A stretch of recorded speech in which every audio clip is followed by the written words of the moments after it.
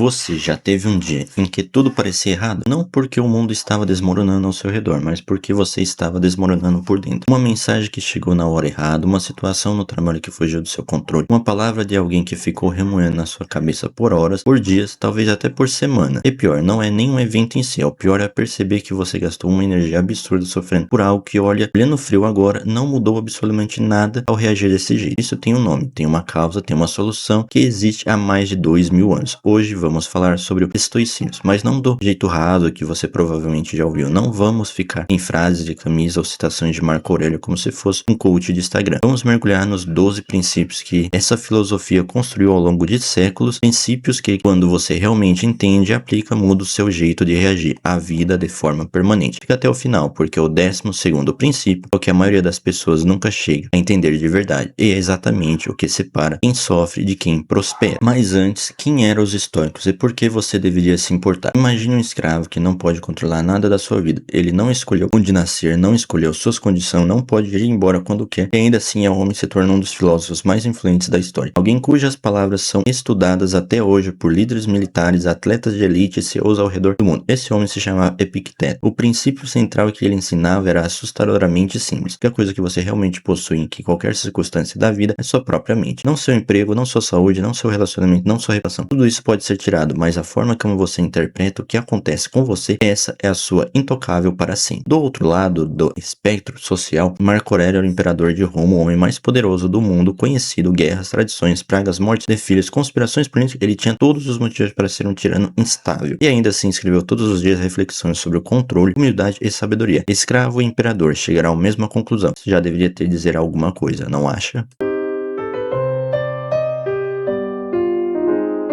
Separe o que é seu do que não é. Aqui está a base de tudo. A distinção que os estoicos chamavam de dicotomia do controle. Aqui, Epicteto colocou como fundamento da sua filosofia inteira. Existem duas categorias de quais coisas da sua vida, o que está no seu controle, seus pensamentos, suas escolhas, suas reações, seus valores e seus esforços. E o que não está no seu controle. O clima, a opinião dos outros, trânsito, o comportamento das pessoas, o que aconteceu com sua saúde, economia e o passado. Parece óbvio, mas aqui está o problema. A maioria das pessoas passa a vida inteira investindo energia emocional exatamente nas coisas que não controla e negligenciando completamente o que controla. Você passa 3 horas angústia com o que uma pessoa pensou de você em uma reunião, mas não gastou nem 30 minutos pensando como se preparar melhor para a próxima. Quando você internaliza de verdade essa separação, você para de desperdiçar, não porque você é frio ou insensível, mas porque você entende onde sua energia realmente tem retorno. Você não sofre pelo que aconteceu, mas pelo que pensa sobre o que acontece. Marco Aurélio escreveu algo que era devastadoramente honesto. Se você se angustia com algo externo, a dor não vem de algo externo, mas da sua própria estimativa sobre ele. Duas pessoas perdem o emprego no mesmo dia. Um cai na depressão profunda e se isola, mas meses paralisados, o outro enxerga como sinal para finalmente começar algo que queria há anos. O evento foi idêntico, o sofrimento foi completamente diferente. Isso não é sobre fingir que está tudo bem. Não é sobre positividade forçada, é sobre perceber que entre o evento e sua reação existe sempre um espaço, e nesse espaço fica sua liberdade. Os estoicos treinavam ativamente para ampliar esse espaço, e você também pode. A vida é de acordo com a natureza e não com o que o mundo espera de você. Quando os estoicos falam em viver de acordo com a natureza, não estavam falando sobre ir morar no mato, estavam falando sobre viver de acordo com o que você é de verdade, ser racional, social, capaz e virtuoso. A maioria das pessoas vive perseguindo o que a sociedade define como sucesso: dinheiro, status, aprovação, reconhecimento, e não nada de errado nisso. Interessa essas coisas. O problema é quando você precisa delas para se sentir inteiro. Porque quando você precisa de aprovação externa para existir, você entrega o controle da sua paz e espírito para qualquer pessoa que cruza o seu caminho. O estoicismo propõe algo diferente. Defina internamente o que é uma vida bem vivida e viva de acordo com isso, independente do que o mundo aplaude ou critica. A virtude é o único bem verdadeiro. Esse é um princípio que vai contra quase tudo o que você aprendeu. Os estoicos eram radicais nesse ponto. Saúde, riqueza, fama, prazer são coisas preferíveis, mas não são bens verdadeiros. Em verdadeiro, a única garantia de uma vida boa é a virtude. Virtude, para eles, significa quanto? 4 coisas: sabedoria, justiça, coragem e temperança. Sabedoria para enxergar as coisas como são, justiça para agir de certo uma relação a outra, coragem para enfrentar o que é difícil e temperança para não se deixar escravizar pelos seus próprios desejos. Por isso, importa importa hoje, porque vivemos em uma época onde pessoas são destruídas por perseguir coisas externas que imaginavam que fariam felizes. Conseguem empregos, ficam ansiosas, conseguem relacionamento, ficam inseguras, conseguem dinheiro, ficam com medo de perder. A paz que vem de fora de você nunca é estável. A que vem de dentro quando você age com integridade, mesmo quando ninguém está olhando, essa ninguém tira de você. Pratique a visualização negativa. Agora chegamos num princípio que parece estranho à primeira vista, mas que é um dos mais poderosos da filosofia estoica inteira. Toda manhã, antes do momento importante, os estoicos praticavam o que chamavam de premeditatio moluri, a premonição dos males. Esse termo simples. Você mentalmente ensaia o que poderia dar errado, pensa no pior cenário possível, visualiza a perda, mas por não, isso não é masoquismo, não é o oposto. Quando você visualiza a perda antes dela acontecer, você faz duas coisas ao mesmo tempo. Primeiro, você percebe que sobreviveria a ela e pior cenário raramente ao fim. Segundo, você desenvolve uma garantia genuína pela que ainda tem, porque parou por um momento para perceber que poderia não ter. Seneca dizia: vamos acostumar nossa mente a desejar as coisas como elas são. Quando você pratica a visualização negativa, você para de tomar tudo como garantido, sua saúde, sua família, sua rotina, nesse café da manhã simples que você nem notou. E quando você realmente internaliza que tudo pode mudar, você vive muito mais presente do que está aqui e agora. Haja e não reaja. Existe uma diferença fundamental entre agir e reagir. Reagir é automático, é impossível, é ego respondendo por você, antes que você tenha sequer processo o que aconteceu. Agir é consciente, é deliberado, é você, depois de um segundo de pausa, escolhendo como vai se posicionar diante de uma situação. Os estoicos tinham um exercício simples para isso. Antes de responder qualquer situação difícil, perguntar a si mesmo: isso é algo que está no meu controle? Qual é a resposta mais virtuosa que eu posso dar? Aqui parece lento, mas é exatamente esse atraso intencional que separa uma resposta inteligente e um arrependimento desnecessário. Quando a situação na sua vida teria sido completamente diferente se você tivesse esperado 10 segundos antes de reagir.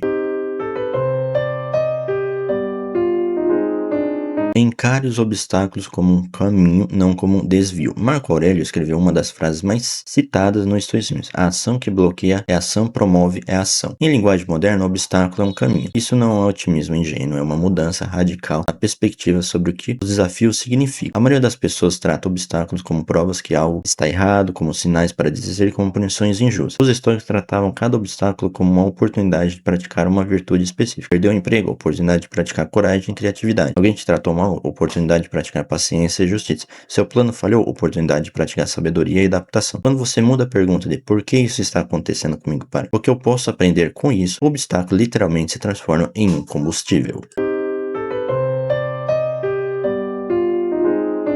Cuide do que você controla nos relacionamentos e solte o resto. Relacionamentos são onde os estoicismos e os mais testados, porque as pessoas que amamos são exatamente as que mais nos afetam, e são as que menos controlamos. O erro clássico é de tentar controlar o comportamento das pessoas que amamos para se sentir seguro. Isso nunca funciona, gera conflito, ressentimento e dependência emocional. O princípio estoico aqui é claro: você controla como trata as pessoas, controla seus limites, seu esforço, sua honestidade, seu relacionamento, não controla como as outras pessoas respondem a isso. Isso significa ser frio e indiferente. Absolutamente não. Significa que você pode amar profundamente e ainda assim não se deixar destruir quando a outra pessoa faz escolhas que vão contra você. Epicteto dizia: nunca diga perdi algo, mas devolvi. Quando alguém que você ama vai embora, quando uma amizade termina, quando algo que você construiu se desfaz, os estoicos ensinavam a encarar isso como uma devolução ao universo, não como uma perda definitiva. Parece difícil e é difícil, mas também é a única forma de amar sem depender.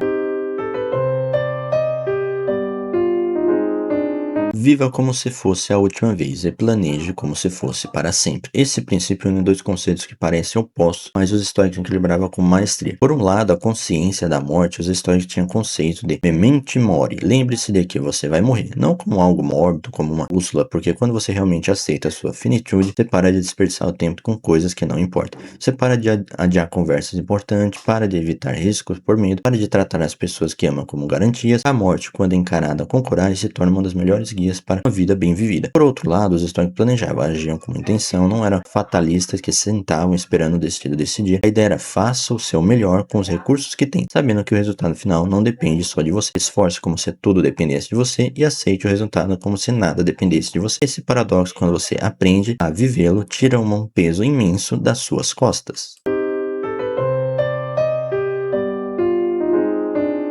Seja indiferente à opinião alheia, mas não à sua própria. Esse é um dos mais mal interpretados. Quando os estoicos falavam sobre a indiferença à opinião dos outros, não queria dizer arrogância, não era não ligar para ninguém, era algo mais sofisticado. A questão é que você está buscando aprovação, se você está constantemente ajustando quem você é de acordo com o que cada pessoa ao seu redor acha, você não tem identidade, você tem um espelho que reflete o que cada ambiente exige. Marco Aurélio escreveu nos seus diários pessoais, que nunca foram escritos para serem publicados, ele registrava onde tinha falhado em virtude, onde poderia ter sido mais justo, mais corajoso, mais sábio, era severo consigo mesmo, mas o juiz era interno, não era a plateia. Isso é que os estoicos punham. Construa um padrão interno de excelência, avalie-se por esse padrão e pare de terceirizar o seu valor de acordo com quem está na sala. O tempo presente é tudo que você tem. Você provavelmente já ouviu isso, mas ouça de novo com atenção, porque de forma como os estoicos colocam isso é diferente. A maioria das pessoas não vive no presente, vive remoendo sobre o passado que não pode ser mudado ou ansiosa projetando o futuro que ainda não existe. Marco Aurélio escreveu: perca-se apenas no momento presente. Tudo que você precisa está aqui. O arrependimento só existe porque você está aplicando o seu entendimento de hoje nas decisões que foram tomadas com o entendimento que você tinha na época. Isso é injusto consigo mesmo. Você fez o que podia com o que tinha. Ansiedade sobre o futuro é seu cérebro tentando controlar incontrolavelmente. Quanto mais você alimenta isso, mais ele cresce. O presente é o único ponto onde você pode realmente agir, onde você pode crescer, mudar, escolher, passar, e o futuro são conceitos. E agora é real. Treinar sua atenção para o momento presente não é meditação nem viagem. É uma habilidade prática que os estoicos desenvolviam todos os dias, porque entendiam que uma mente que vive no passado ou no futuro é uma mente que não age no único momento em que a ação é possível. Você já tem o suficiente para começar. E chegamos ao 12º princípio, o que, como prometido, é o que a maioria das pessoas nunca internaliza de verdade. Existe uma ilusão que paralisa uma quantidade absurda de pessoas. A ideia é que você vai estar pronto quando estiver mais tempo, mais dinheiro, mais experiência, mais clareza, mais coragem. Os estoicos foram radicais nesse ponto. Seneca escreveu uma frase que pode parecer agressiva, mas é pura lucidez. Você age como se tivesse muito tempo, mas rouba silenciosamente os recursos que vão acontecendo enquanto você procrastina. A pergunta que os estoicos faziam aqui não é o que você vai fazer quando estiver pronto. A pergunta é: o que você pode fazer hoje com o que tem e com o que você já é? Você não precisa de mais antes de começar. Você precisa começar para ter mais. Essa é talvez a inversão mais importante que as filosofias oferecem. Para de esperar as condições externas melhorarem, para então você agir. E começa a agir com as condições que existem para que as condições externas mudem. Isso não significa imprudência. Significa reconhecer que a paralisia não é sabedoria, é medo. E com o nome de planejamento, os estoicos enfrentavam guerras, exílios, mortes, escravidão, traição, e mesmo assim construíam vidas de significado, impacto e paz interior. Não porque as circunstâncias eram favoráveis, mas porque recusavam esperar por circunstâncias favoráveis para começar a ser quem queria ser. Vamos recapitular rapidamente o que exploramos hoje. Primeiro, aprender a separar o que está no seu controle do que não está. Investir sua energia apenas onde ela tem retorno real. Segundo, entender o que o sofrimento não vem dos eventos, mas da sua interpretação dele. Terceiro, viver de acordo com seus próprios valores, não com as expectativas alheias. Quarto, reconhecer que a virtude é o único bem que ninguém pode tirar de você. Quinto, praticar a visualização negativa para desenvolver gratidão real e resistência emocional. Sexto, agir com consciência em vez de reagir no automático. Sétimo, encarar cada obstáculo como uma oportunidade de crescimento, não como uma punição. Oitavo, amar-se e relacionar sem perder a si mesmo no processo. Nono, viver com urgência sem perder a perspectiva de longo prazo. Décimo, construir um padrão interno de excelência em vez de buscar aprovação externa. 11º, treinar sua mente para habitar o presente, que é o único momento onde a vida de fato acontece. 12º, e talvez o mais importante, você já tem o suficiente para começar. Agora, o estoicismo não é uma filosofia para pessoas que têm vida fácil. É uma filosofia construída por pessoas que enfrentaram o impossível e decidiram não ser destruída por elas. É um convite que a filosofia faz para você. Hoje não é que você se torne perfeito, é que você comece a prestar atenção no que está no seu controle, no que você está pensando, na forma como está usando o tempo que tem. Porque no final da vida não é definida pelo que acontece com você, é definida pela qualidade das respostas que você escolheu dar ao que acontece com você. Se esse conteúdo te faz pensar de um jeito diferente sobre alguma coisa, curta esse vídeo. Isso ajuda imensamente a levar esse tipo de reflexão para mais pessoas que precisam disso. Se inscreva no canal, porque toda semana tem conteúdo como esse aqui, a filosofia e a psicologia aplicada na vida real. Sem enrolação, se você quer continuar essa jornada, tem um vídeo aqui que complementa tudo o que vimos hoje, de uma forma que vai te surpreender. Vale muito a pena. Até a próxima e lembre, o que você não controla não é seu problema. O que você controla é sua responsabilidade.